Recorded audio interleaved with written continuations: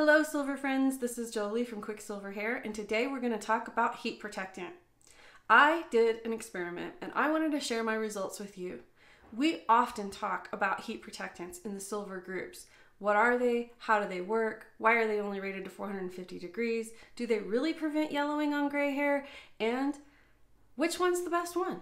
So I decided to conduct a little experiment. After watching the Blowout professor do his experiment a while back on toast, I decided I would see what I could come up with. So if you don't know who the Blowout professor is, he is a creator here on YouTube who owns a blowout salon, and he did this test with bread. He sprayed it with heat protectant and then he toasted it. It was a fun experiment, but it left me with a lot of questions. And one of the questions was, how close is bread to hair, for one? As it turns out, bread will ignite at 480 degrees Fahrenheit. Hair will ignite at 450 degrees Fahrenheit. Paper also ignites at 450 degrees Fahrenheit. And I applaud him for not sticking paper in the toaster. Anyway, if you don't know who he is, I'll link him in the description box below and you can go check out his channel. If you blow out your hair, you probably need to be watching him because he's got some great advice. I had some questions after his experiment. One, how are heat protectants tested in the lab to get the results that they get and the claims that they put on the label? Two, what are the different types of heat protectant? And three, do they really protect gray hair from yellowing? Thus began my research and this little experiment. If you want, pause right here, grab your favorite beverage, maybe a notebook, because I'm about to get real sciencey. So let's get started, shall we? When does heat damage the hair? Between 248 degrees and 392 degrees, degradation of proteins can be seen. That oxidization process is what yellows gray hair. At 420 degrees, the keratin in the hair is essentially melting. The hair damage begins at 230 degrees Fahrenheit. The damage that you are starting with there is the drying out of the cuticle, and then it goes from there to progressing to dryness, breakage, and problems with the structure of the hair. Keep in mind, we are talking about damage in this context of breakage and cuticle damage. We aren't talking about damage in these studies in the context of the color of the hair changing. Loss of water in the hair strand begins between 122 degrees and 248 degrees. This is where most hair dryers have their medium and high heat settings. If you use a flat iron on wet hair, you will cause 3 different types of damage to the hair because while hair is wet, it is at its most susceptible to damage. The first issue is that you can cause cuticle cracking, which basically means that the cuticle has dried way faster than the interior of the hair.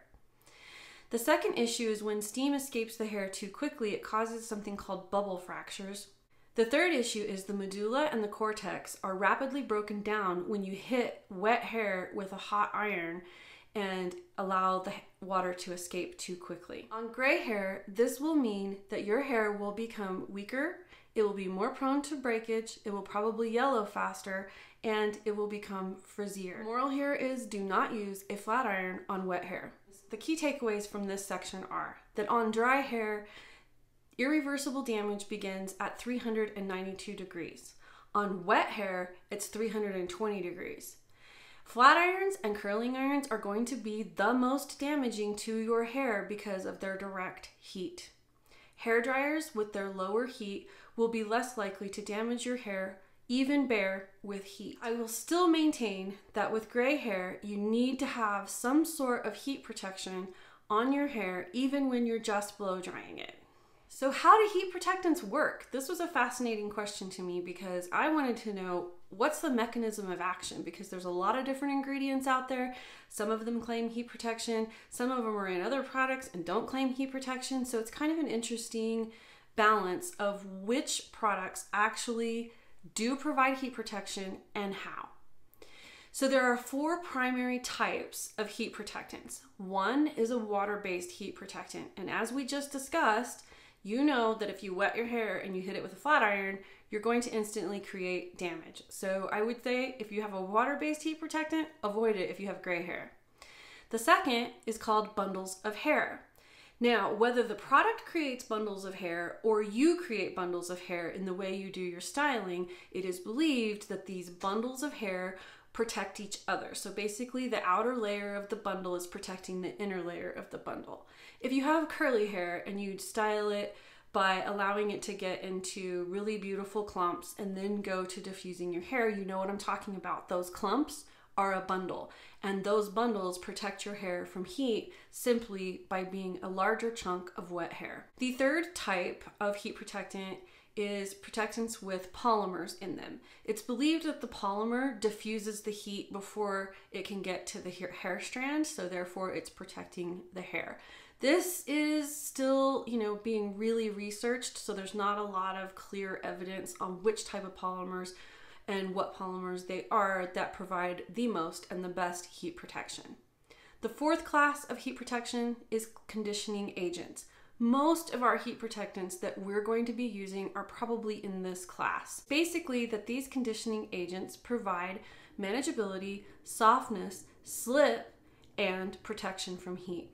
How do heat protectants get tested in the lab? This was one of my main questions when I began this experiment, because I wanted to know if I was going to just be, doing the same thing that they do, then it's not really relevant for me to test this. But if I was doing something completely different than what they do, it was relevant to me to understand what the difference was. So I reached out to a scientist at TRI Princeton, and he sent an article over to me that explains how they test heat protectants in their lab. And if you don't know, TRI Princeton is one of the leaders in hair testing. So they test hair products, among other things.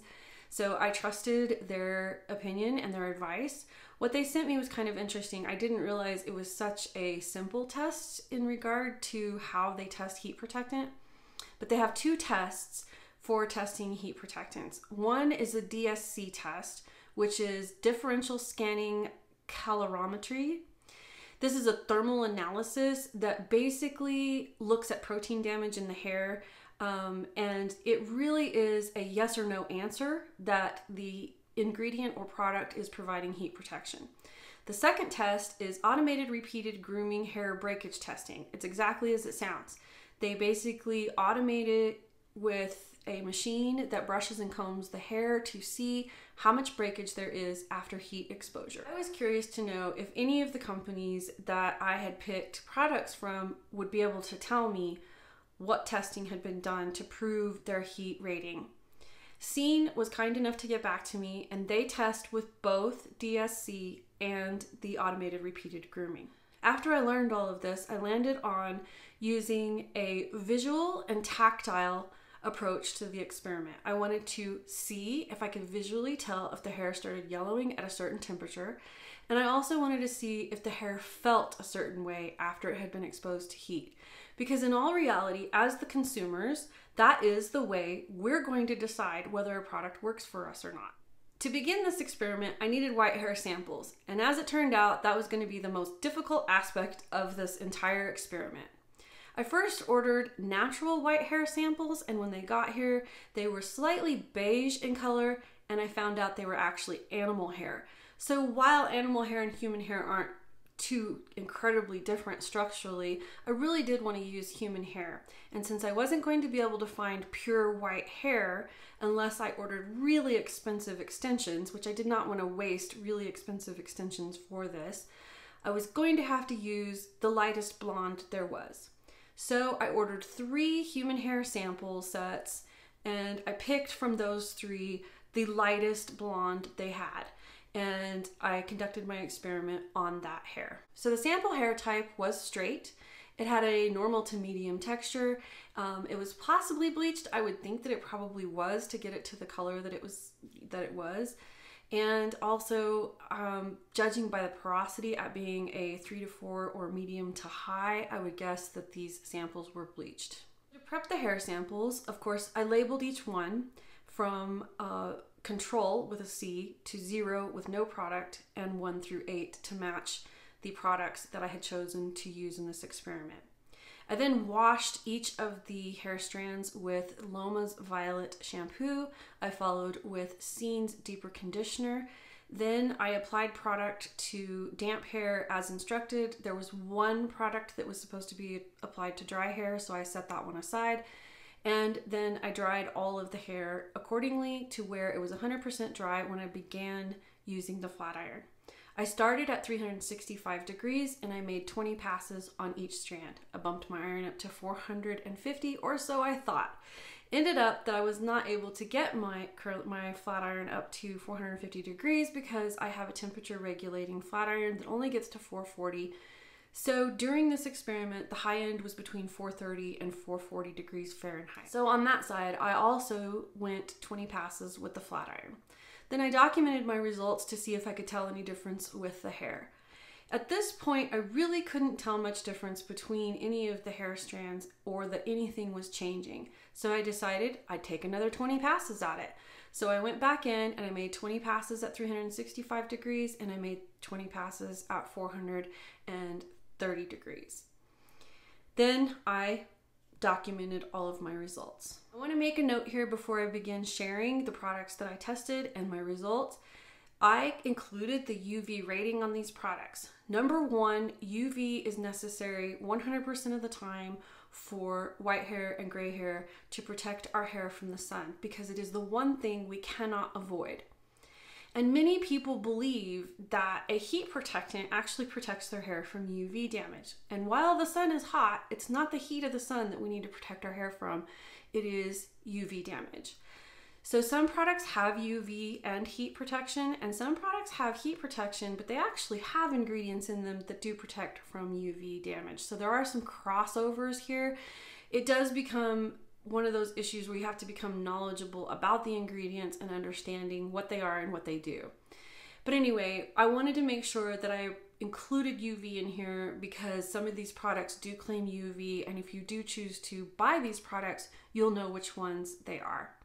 All right, so let's take a look at my results. So sample number one was Loma Nourishing Oil. They claim a heat protection of up to 450 degrees and UV protection. The protective ingredients for heat are dimethicone, Adenosine digitata seed oil or baobab oil, and C1315-alkane or hemisqualane.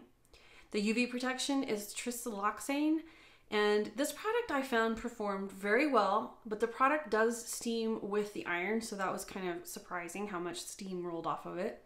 There was no noticeable change to the feel of the hair. If anything, it did feel very silky and soft. Yellowing began with the 430 degree side. This is a great product if you want a silicone-based heat protection. Overall, this product takes second place in my test. My second sample is Bumble & Bumble Hairdresser's Invisible Oil Heat Protectant. It rates its protection up to 450 degrees with an oil blend of coconut, argan, grapeseed, macadamia, safflower, and sweet almond oil. Hydrolyzed vegetable protein, hydrolyzed wheat protein, and dimethicone. The UV protection is provided by those two very long sciencey names and sweet almond oil. The samples remained similar in look and feel at 365 degrees, and I noticed a slight increase in yellowing after 430 degrees, and it was really after that second pass of 20 passes. So I'm rating B&B third place. Next up is my third and fourth sample with 𝐒𝐿 Blowout Cream and 𝐒𝐿 Magic Cream.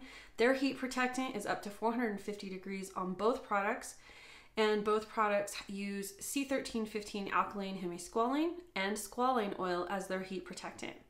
The 𝐒𝐿 Blowout Cream includes UV protection with horseradish tree extract. Both products performed really well, and I did not really notice any visible changes to the color or texture at either temperature. This one remains in first place and is still my most recommended heat protection product for gray hair. Number 5 was Pureology's Color Fanatic Leave-In Conditioner. They claim a heat protection up to 450 degrees using coconut oil, amodimethicone, dimethicone, hydrolyzed vegetable protein as their heat protection, and amodimethicone as their UV protection. The hair visibly began yellowing at 430 degrees on the samples, and the hair feels good, but the smell was terrible, and this would be my least recommended product, and it landed in 6th place because of that. Number 6 is Kenra's Thermal Styling Spray 19. I made a mistake when I purchased this one. I thought this was their thermal spray. Turns out this was their thermal setting spray.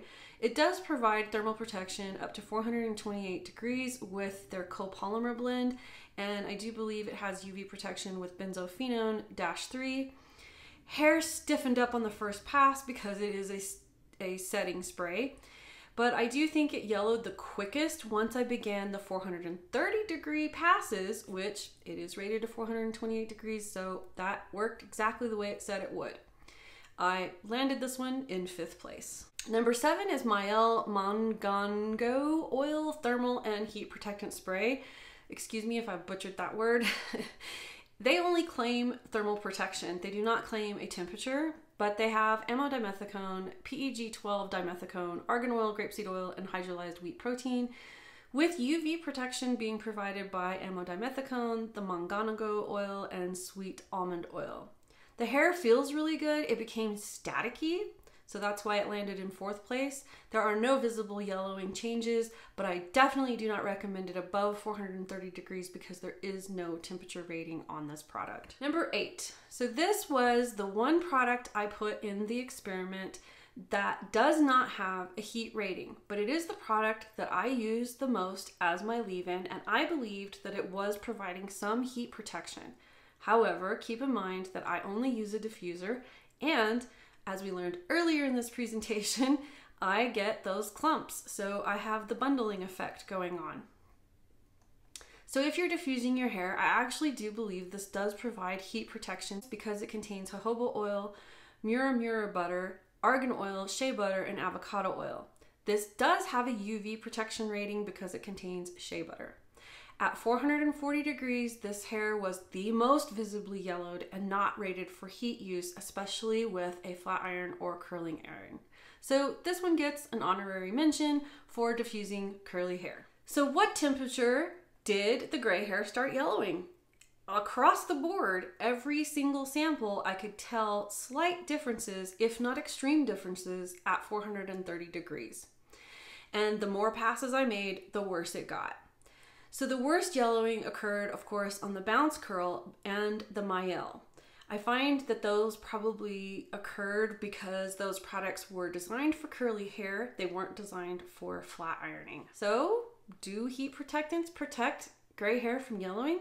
Yes, absolutely, but they cannot do it alone. Your tools need to be below 365 degrees, and you need to use a product that's rated for heat protection and has a temperature rating. Like the bounce curl and the 𝐒𝐿 proved, they were not meant to be used with a flat iron or a curling iron. The final takeaways. Number 1, marketing claims of heat protection up to 450 degrees simply means that they have tested it until the burn point. Burn point is 450 degrees. They're not going to rate it higher than 450 degrees because your hair burns at 450 degrees. After that, you don't have any hair left, so they're not going to rate it for that. At around 365 degrees, no visible or tactile changes were seen on any of my hair samples, including the ones that had no heat protection on them. Now, I don't recommend you go without heat protection unless you have certain hair types, but leave that iron below 365 degrees. Final takeaway number 3, it's a good time to invest in modern tools. You want tools that are regulating the temperature. You want tools that you can see the temperature setting on them. I was grateful that my flat iron actually shows what temperature it's at. So I could set it at 365. I even checked it with the thermometer and was really glad to see that it stayed at 365 degrees. Final takeaway number 4 is always apply your products as instructed on the bottle. In addition to that, takeaway number 5, section your hair and make sure to evenly apply and distribute the products. If you just spritz on the outside, you're not getting the heat protection, so you will end up with heat damage somewhere in the underlayers of your hair because it is not fully coated with the heat protection. Number 6, don't use those irons on wet hair and prevent that damage from occurring. Number 7 on my final takeaways is know your hair type. If you have coarse or dense hair, you are likely to experience less heat damage. This is just the facts of the matter because that hair is more resilient to heat.